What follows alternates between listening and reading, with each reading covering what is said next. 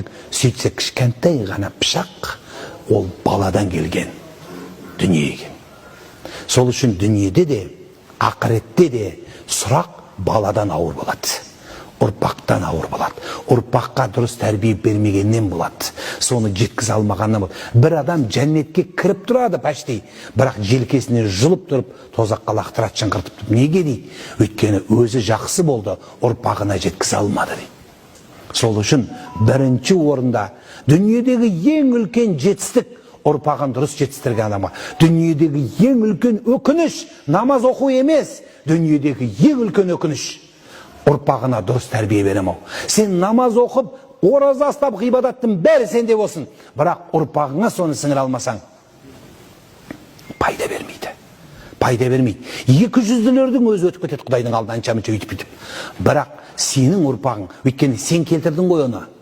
Ол да жағаңнан ұстайды. Ей, менің келмейтін едім, оңбаған, сен мені келтірдің. Неге оқытпадың? Неге тәрбиелемедің мені?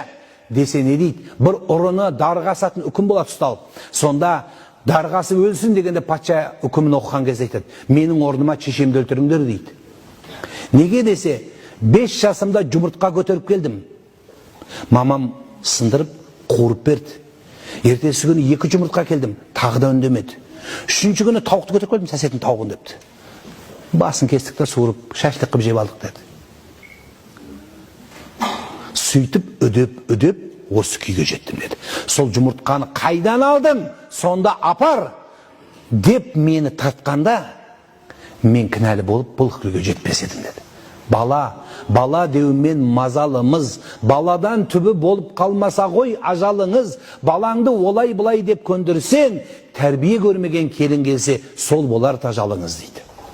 Сол үшін, ардақтылар, ұрпақ тәрбиесі, менің осы жерге келуімнің де басты мақсаты, Құдай куә, ұрпақ тәрбиесі. Қазақтың баласы біреудің қалған мұсырына, қап-қарасына қиналмай, біздің қазақ халқы ақ көйлек киген, ақтық болған, ақ дамбал киген, ақ кимешек киген, аналарыңыз естеріңізде шығар, аталарымыз ақ көйлек киіп жүретін еді.